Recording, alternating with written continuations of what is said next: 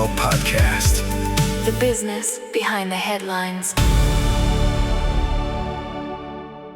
Well, Lima, thanks so much for being here. Yeah, thank you guys for having me. It's a pleasure to have you. Hello, Lima, the king of Little Havana. That's what I heard. You're called. We're trying, yeah. You do a lot of social media, so we see you all the time, man. And you were just telling us a story about how you people see you in the street and they start to know you. So you're specialized in selling industrial and multifamily and things like that in the area of Little Havana. Is that correct? Correct. Retail, land for development, and multifamily in Little Havana. So since 2018, I got my real estate license in 2018. Yeah.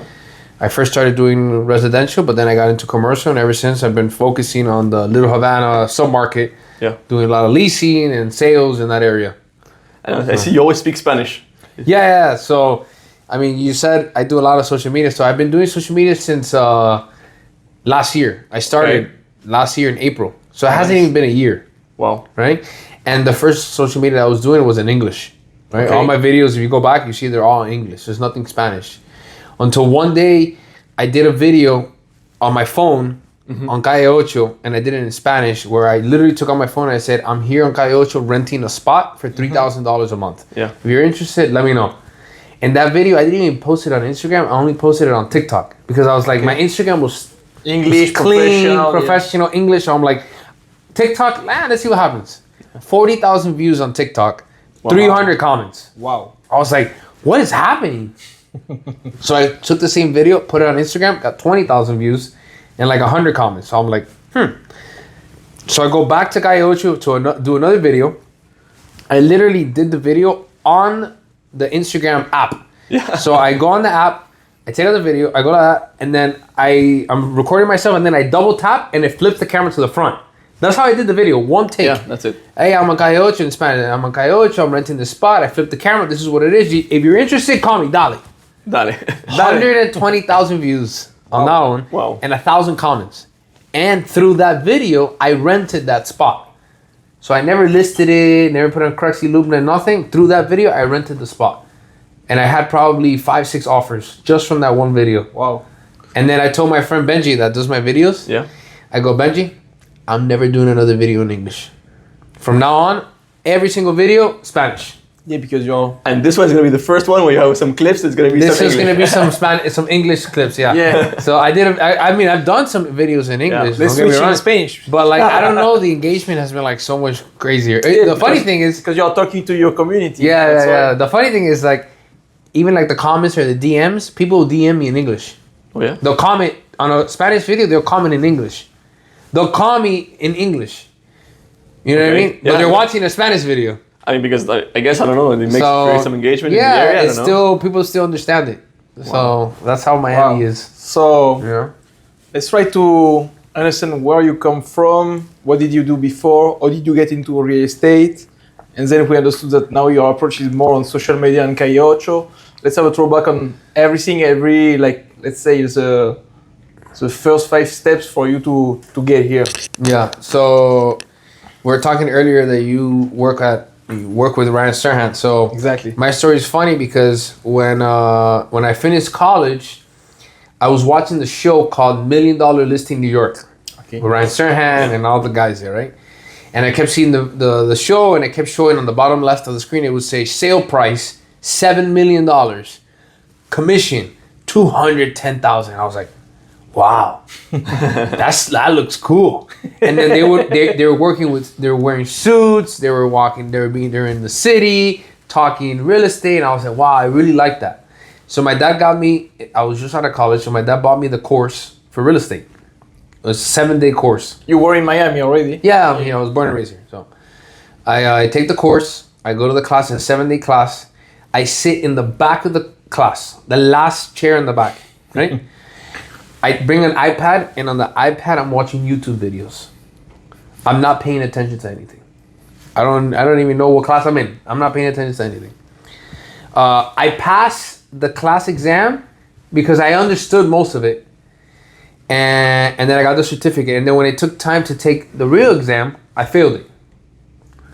So then I went to Starbucks, and I sat down for an hour, and I studied a little bit, took the test again, I failed it. Went back to Starbucks, studied for an hour, back to the test, failed it. I failed the The test. same day? No. No, like yeah. this is weeks at a time. Yeah, yeah. I failed the test 5 times. I didn't pass it. I didn't pass it because I didn't study. I didn't know anything. I'm sitting in the back of the class watching YouTube videos. Who is gonna pass? No one's gonna pass. So throughout that cycle, I'm like getting frustrated. I can't pass the damn test. I can't pass the test. A friend reaches out and he's like, "Oh, we should go work with this guy. That he's a financial advisor, and he sells insurance and he sells, financial services. Let's go see it. Okay, let's go see it."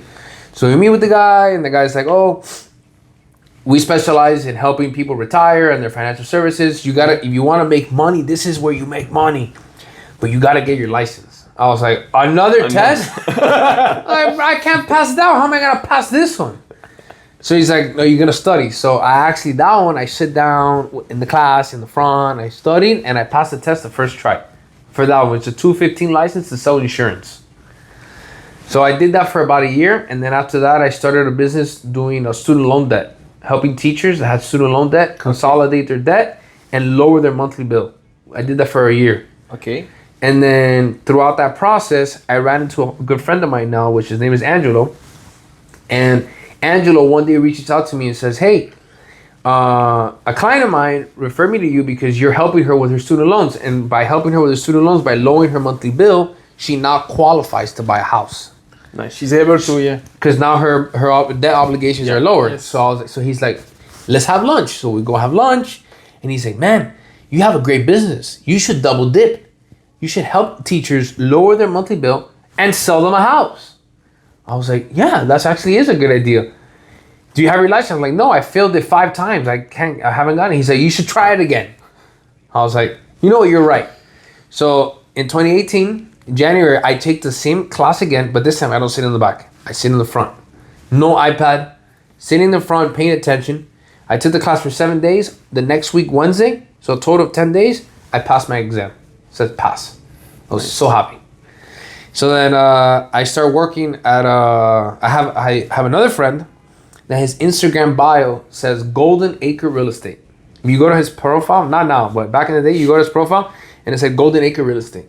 Yeah. He never worked at Golden Acre Real Estate. He just had it on his bio as Golden Acre Real Estate, but he never worked there. But Golden Acre was in Miami Lakes, close to my house. Yeah. So I was like, you know what? When I get my license, I'm gonna go work at Golden Acre because it's my friend works there and it's close to my house. So I just go work there. So I just walked inside one day. I said, "Hey, I just got my license. I want to work here." They're like, "Oh, great. Just sign right here." Perfect. I signed right there and I just started working in real estate. And at the beginning, people are like, "Oh, how do I get business? How do I get clients? What do I need to do?"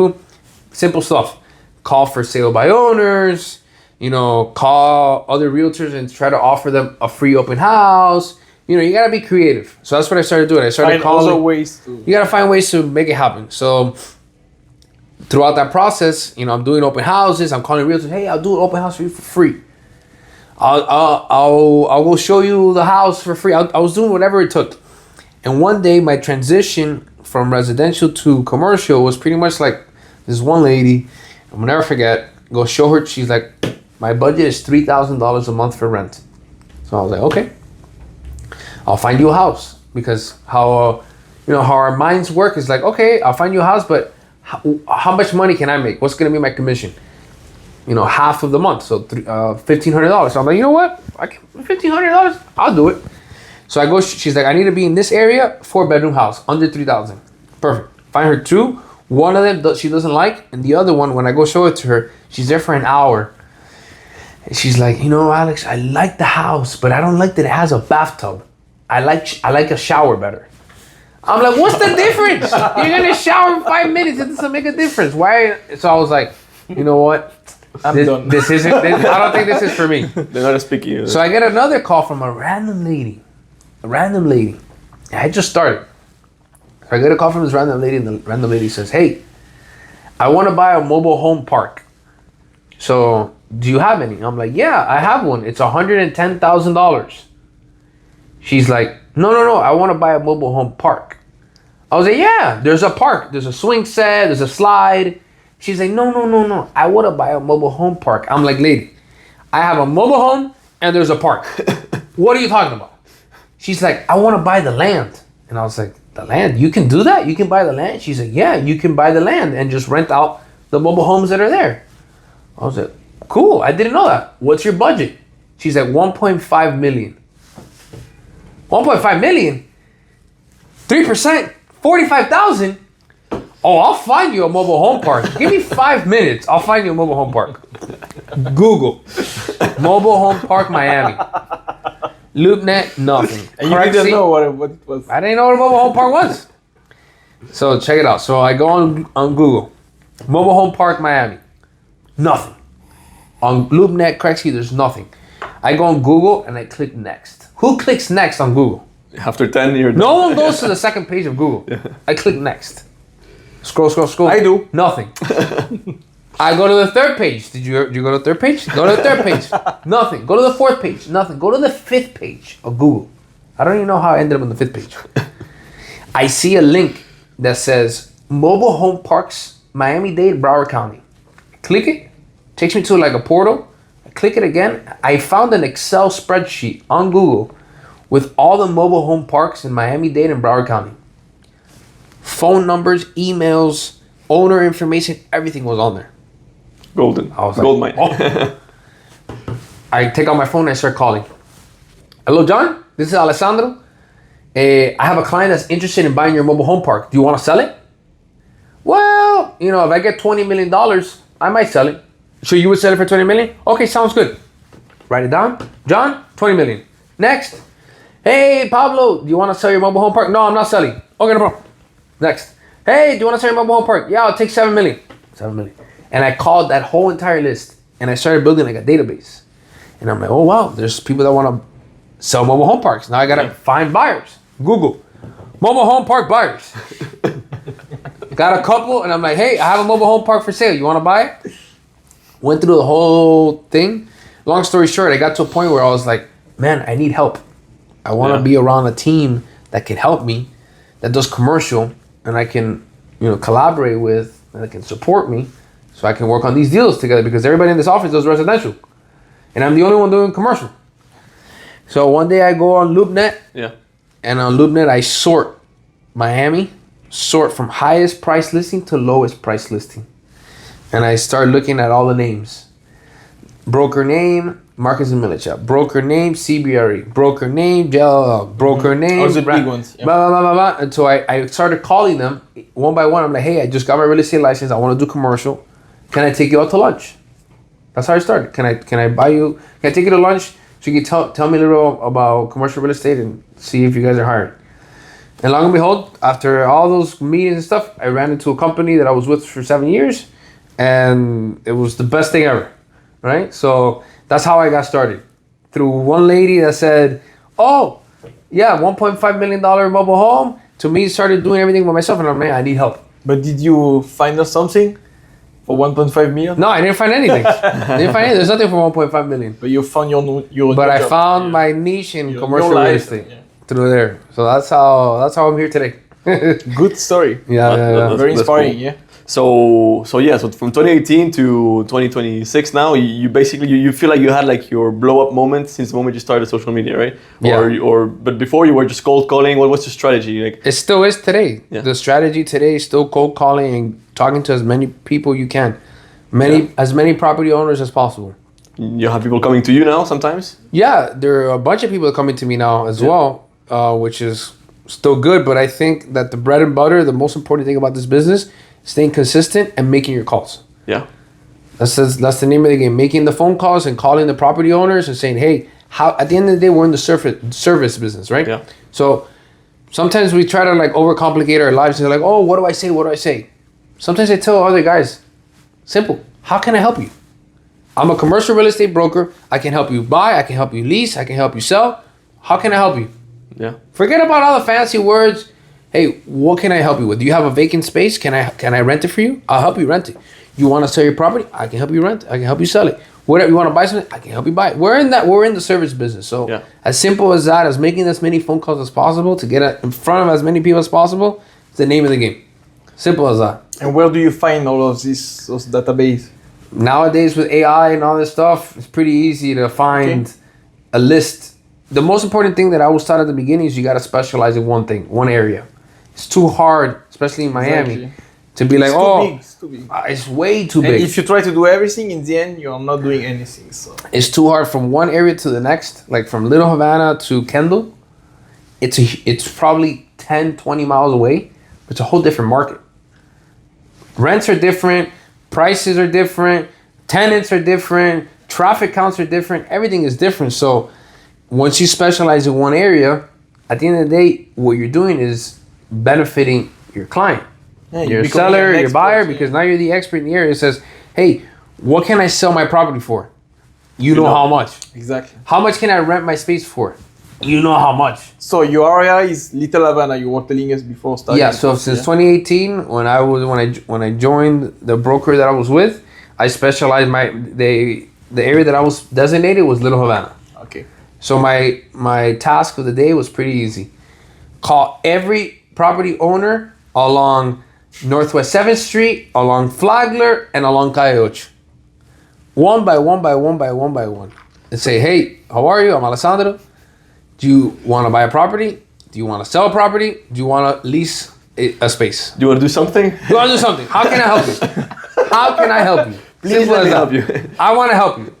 And So- you always been good at phone calls and sales and socializing. Yeah, I think so. I Yeah, think you have a very good energy. So I think I'm pretty natural when I it guess comes that to that. people they feel it through the phone. That's why we I were think we talking all about- have it. I think we all have it within us.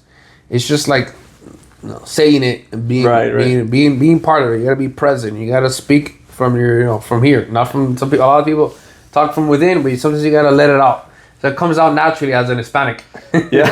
So we're just Yeah, but naturally people loud. get scared and people are shy or this and that, and they don't really feel like they have the social skills. And we were talking with someone else like recently. We had a podcast, and she was like, for her it was either you have it or you don't. For you is more like you just have to get it out, right? Yeah, I think everybody has it. You just have to do it. I think it's as simple as that. I don't know, just practice, and Yeah, I think that's it's it. it's every no leads you closer to a yes. Yeah. Right? So you guys play sports? Yes. What sport do you play? But I used to play soccer and we played tennis. Yeah. Nice. Most of the time. So I used to play baseball. Baseball was the best thing that ever happened to me because baseball is the only sport. It's the only failing sport in any other sport. Think about it, because to become a Hall of Famer in baseball, you have to hit a 300 average. A 300 average means that you're failing 7 out of the 10 times you go hit. So it's the only sport that you're failing more than you're succeeding, and you're an all-star. You're a Hall of Famer, right? Like in any other sport. True. Think about tennis. Imagine every time you serve, you only serve it over the net 30% of the time. You suck.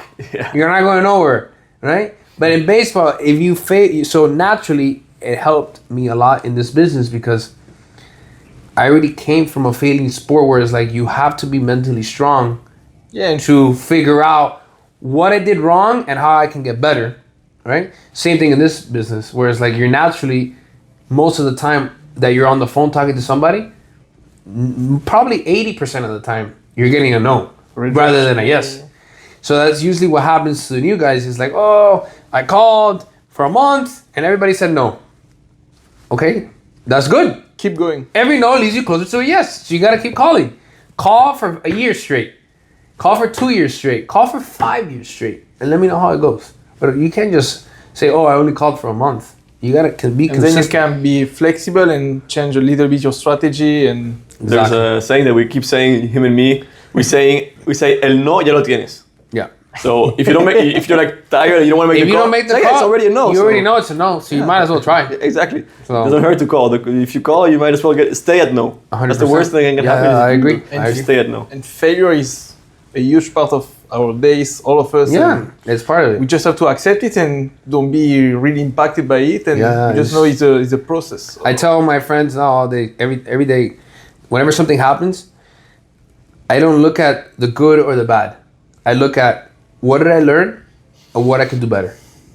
Right? Like I was having a conversation today with my friend, and he's like, I was supposed to have a meeting today at 10:30, and at 10:20 it got canceled.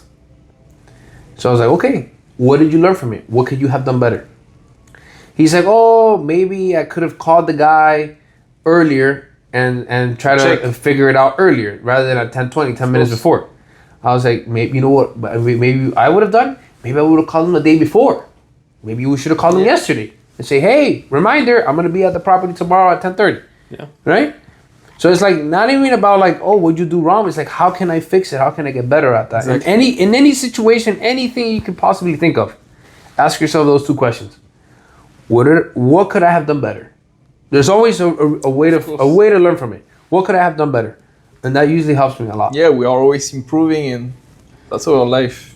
So you were given Little Havana as a starting point.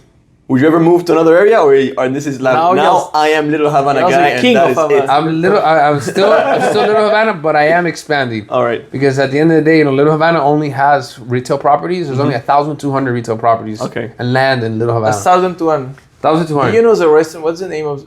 El Toro Loco? No. Oh, Old Havana. Old Havana. Old Havana restaurant. Yeah, of course. I love it. I know the owners I love there. the atmosphere, the music, and Shout out to Earl and Moro. Those are the owners of Old Havana. Okay, they are listening. Like, I have let's go one time. I have a maybe I can promote it right now. So I have here on my phone. Of course. I have here look content video ideas. Yeah. And something else I want to talk look about. at the first one that says. What does the first one say? Free coffee at Old Havanas. Free coffee at Old Havana. So this is gonna be a clip. You watch this clip and you say, I saw Lima's video with Loic here. If you say, hey, I saw the video with Lima, you're gonna get a free coffee on us. So mark it right now. Mark it. And then Moto and Earl, send me the bill. I'll pay for it. Simple as that. That's it. That's your. So that's one of my video strategy. ideas. So I spend the day just whenever I think of an idea, I just write it down here. Yeah. And so I can do videos about it. I have like 40 video ideas here. Wow. So you just write them down, and then where do you go to film? Do you usually go like in front of the property, or do you don't not care? It's whatever. No. Like, if you want Old Havana, would you go like in front of the I restaurant? would go. So my free coffee at Old Havana. My idea was to go in front of Old Havana and say, "I'm Alessandro. I'm here in front of Old Havana. Next week Friday, I'm gonna be giving away free coffee. If you're gonna be in the area, stop by. Say Lima sent you. You're gonna get a free coffee. Yeah. Something like that. So now they're gonna do it. They're gonna get, and they're gonna give you a call after. Yeah, and it's good promotion for both of us. You know? of course. So It's not for coffee. Then it works out. Okay, so we can feel and understand your motivation, that you're strongly motivated. You're like kind of an expert of Little Havana. So what do you have in yourself? What is your ultimate goal? Because I always like to know what's the goal of the guy I'm meeting, and what is his dream, and like the end of his career, and what he really want to achieve. Yeah, that's a great question. So right now, my goal right now is. So I guess we all have a dream. Yeah. If not, we better have a dream, because it's what drives us every day. So Yeah, I agree. Right now, my goal is to learn as much as possible. That's my goal. Surround myself with good guys, a good team that I can learn and that I can collaborate with. That's my goal right now for the next 5 years. okay. Is to be around the right people that say, you know what, I'm learning from them, they're learning from me, and we're going to go to the next level. Yeah. So that my dreams could be reached in the next 10, 20 years, which ultimately would be to give my family anything and everything they could possibly think of. No money, situation, problem, nothing. You need something, you got it, and we're good, in other words, right? But for now, that I see in other people that might not think that way, but right now, my goal is to learn. Right? And it might sound weird. It might sound weird, like, oh, this guy's been doing this for 8 years. Like, what do you want to learn? I want to learn more. There's so much more to learn. Right? There's every day you learn something new, and especially in real estate, there's so many dynamics behind it. I want to be part of a group, of a team that's constantly growing, and we're all working together. Okay, so you like working in a team, right? 100%, yeah. I agree with that. 100%. It's better to do it with some other people that you like than doing by yourself. Yeah, sometimes some brokers are very individualistic, no? There's like sometimes people are really fighting against each other, and they want to be on their own. Yeah. They don't have this team spirit. So you're more like a team guy. It goes back to baseball. Yeah. You know, baseball is a team sport, and in baseball, you need your teammates. Everybody has a role. Yeah. First batter, it's a fast guy. His job is to get on base. The second batter, his job is to get the guy over to second and third base. So the third batter can come in and hit a fly ball to get the run in. So in real estate and any business, it's about working together as a team, because everybody complements each other. You can only be good at so many things, right? But now, one thing that you may be weak on, maybe you're good at, and we all help each other out. in the end of the day, it's also funnier to be all together than alone. 100%. Okay, and do you also plan to own maybe a residential or no? Sorry, residential. You said no, so commercial properties. Yeah, definitely. My Is that goal, your goal? Like yeah, to 100%. My goal and have vision some is rents and to have everything, some yeah. more commercial buildings. I love retail, so I prefer retail over multifamily right now. But some nice, urban core, corner lots, nice shopping centers, small, 800 to 1,000 square foot units. That's the goal. Those type of properties. Okay. And having properties maybe like can reduce like the work charge. Like in the long run, if you're a broker, I mean, I'm sure you work many hours. Schedule is crazy. Yeah. So I'm sure if you transition into more ownership and cash flow things, you might be able to have some free time when you're older and get everything for your family, right? Yeah, 100%. I think the benefit of being a broker is that you're the front line of deals, right? Because think about it. The first one that finds out about a good deal is a broker. Yeah. Typically, the second and third are, the buyers, the attorney, but usually the first one that finds out about a good deal is a broker. I was having this conversation with Cheyenne. Oh yeah? A couple days ago. He's like, oh, should I go into brokerage or should I go straight into development? Or should I go to development and then to brokerage? I'm like, typically, people start off at brokers and then they end up as developers. You don't really go the other route, right? Yeah. Because why is that scenario? Because brokers see the best deals first. Yeah. So it's like, oh, I like this deal. Let's buy it. I like this deal. That's great. And then eventually you go from being the broker to being the principal, to being the owner, to being the developer, to doing everything you can think of. Okay. So, And how do you say yourself that's a good deal? I think, how do you say it's a good deal is by being around and seeing all the other deals, right? So in other words, you got to look at deals every day. You got to be in the market, right? Because if you send me a deal right now in Texas, I can't tell you if it's a good deal or a bad deal. I don't know Texas. You don't know. Right? So the best way to know if it's a good deal is look at deals in your area. It's pretty simple as that, right? Because as you start seeing things, especially as a broker, oh wow, I just sold an 8-unit apartment building for $2 million, and this guy wants to sell an 8-unit building for $1 million. Oh, that sounds like a good deal, right? Because now you compare one thing to the other. So how do you know if it's a good deal? You got to be involved. Okay, and then like for a client, when the client is looking, what do you look else at? Like, do you look like how much it can give you per month? Do you do like a calculation? Do you look at the structural shape of the building? What is your process mainly to? Depends. If I am a client that wants to find a multifamily property to give me some incomes, what is your process to get it? I think it's kind of reversing that question, right? It's like, what's your goal? Yeah. Right? Do you want to own a property in Miami?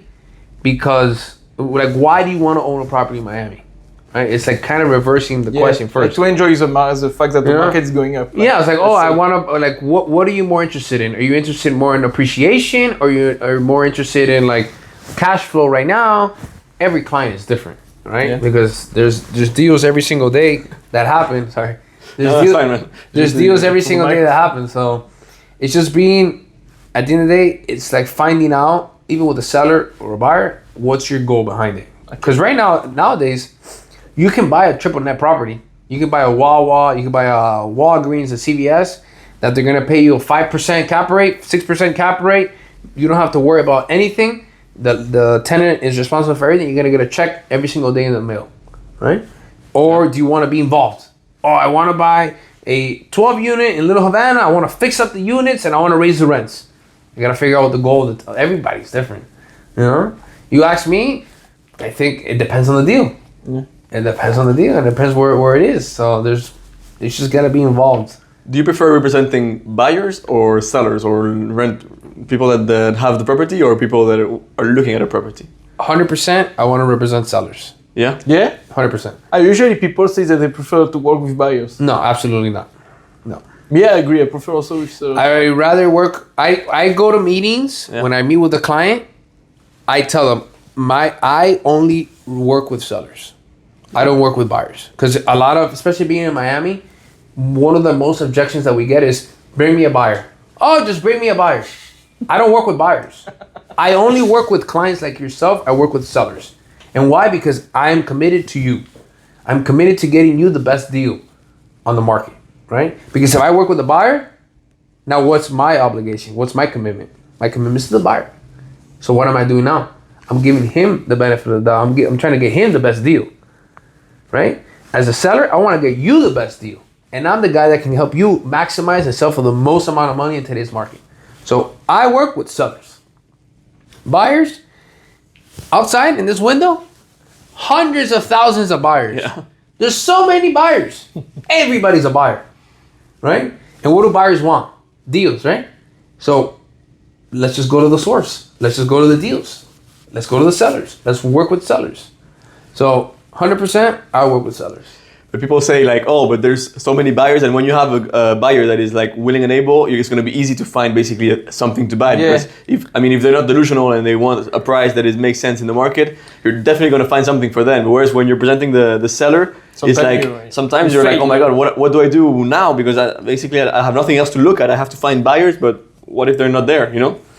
When I started in the business, I was told in other terms is we're a store.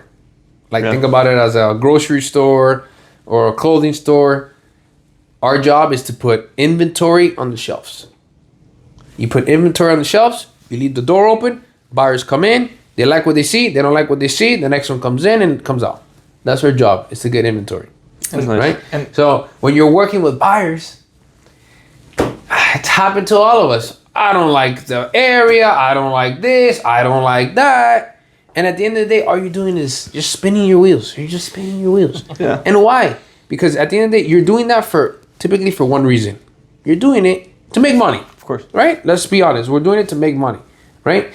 So I rather focus all my energy on the goal.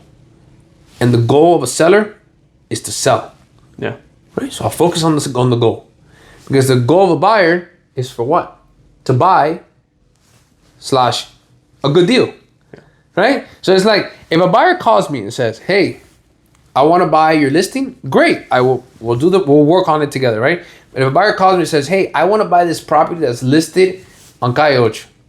Do you want to represent me? Is that the deal you're gonna buy? Perfect. Let's do it. I'll help you with it, right?" Yeah. Pretty simple answer to this down, right? Of course. They said, "Oh, I'm looking for a good deal." So is everybody else, right? So it's like I can't. Not everybody. It's so hard We saw someone. Well, you're not in residential, but we just saw someone buying a 13 million bonus premium. Sorry, more than the value just to have the house next door.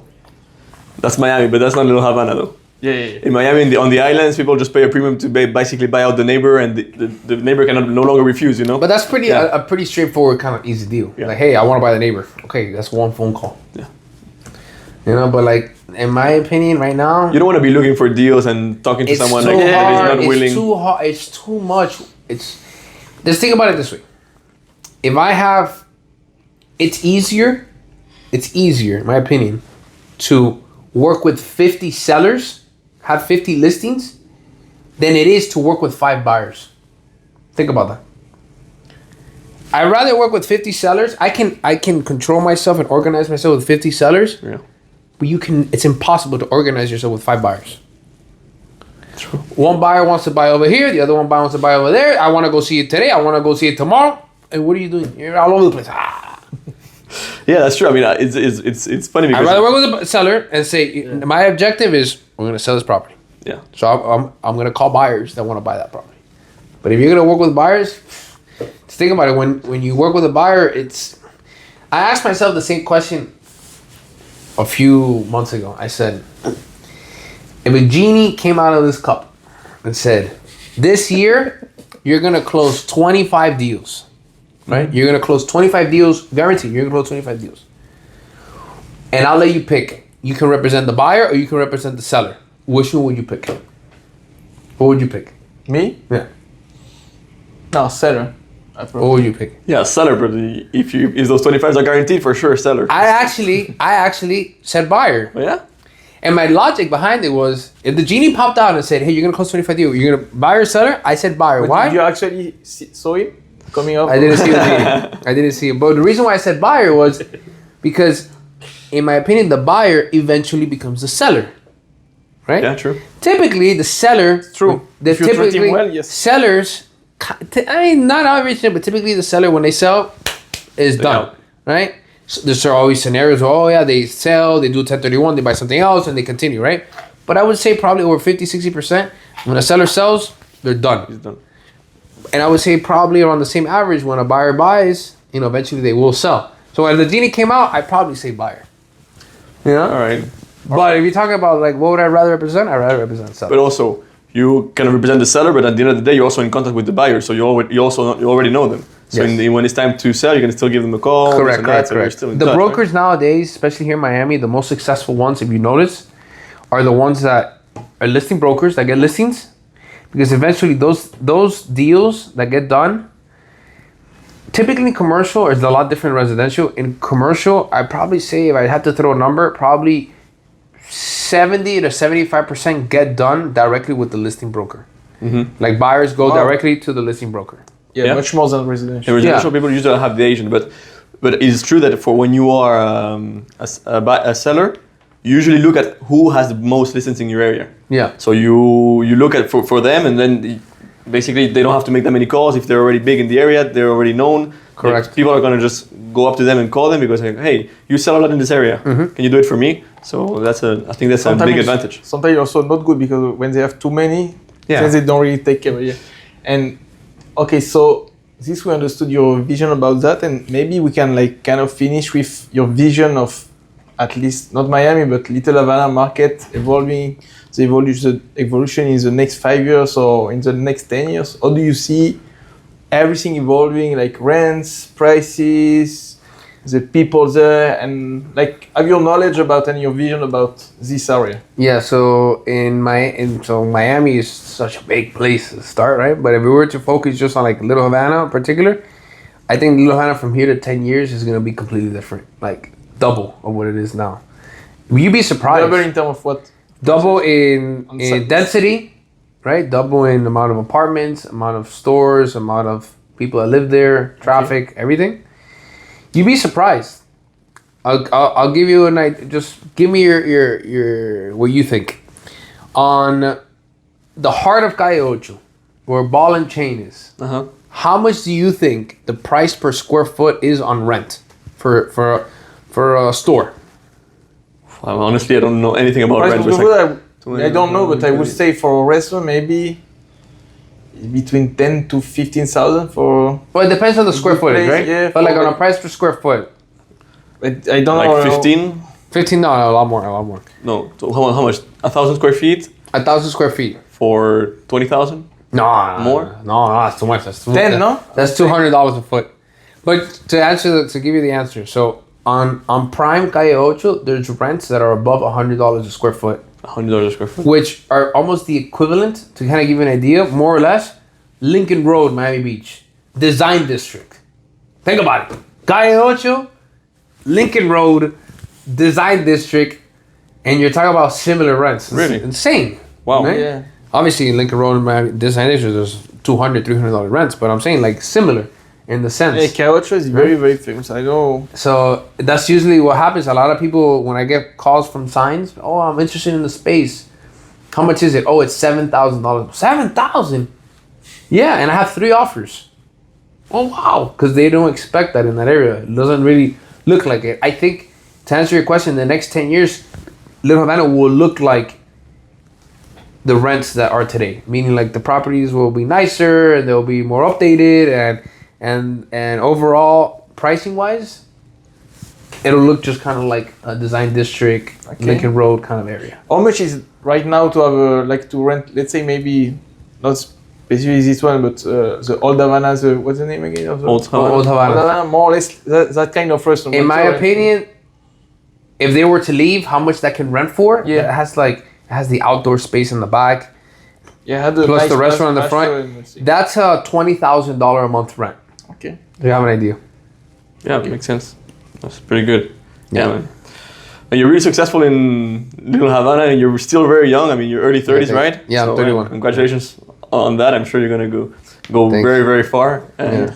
I'm looking forward to seeing all of your posts and all your new stuff. I gotta do a post right now. You do prediction on how much people pay rent. So we just said that. Yeah. You go and you just basically you already know. So you I have another idea that maybe we can do. Get some do businesses to reach out for this one. So my idea is, I want to go to businesses. It can be a restaurant. It can be a med spa. It can be a doctor, a plastic surgeon. It can be any business you can think of. Okay. And my idea is, it works both ways because it can collaborate myself and them, is pretty much asking them, if they're open to it, how much they're paying in rent. So to give you an idea, let's say I go to Havana, right? And I say, Let's go together. Hey, Earl, one of you, hey, Earl, how much are you paying in rent here? Oh, I pay $15,000 a month. Great. Can you show me around your business? Yeah. And kind of like go more in depth into like how these businesses operate and ask them 3 questions. How long they've been in business, what they specialize in, and who their ideal client or customer is. Those pretty simple questions. Right?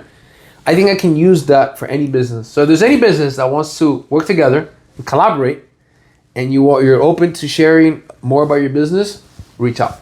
And we'll do some I video. sell buildings. At I Sell Buildings. Yeah. All right. Well, Alessandro. Yeah. Thanks so much for was being a for your time, pleasure. for being here. Absolutely. Thank you And guys. be in touch. This was amazing. Ciao. Thank you so much, and we feel your energy. I like that. Yeah. Thank you, bro. Yeah, absolutely. Thank you guys. Ciao.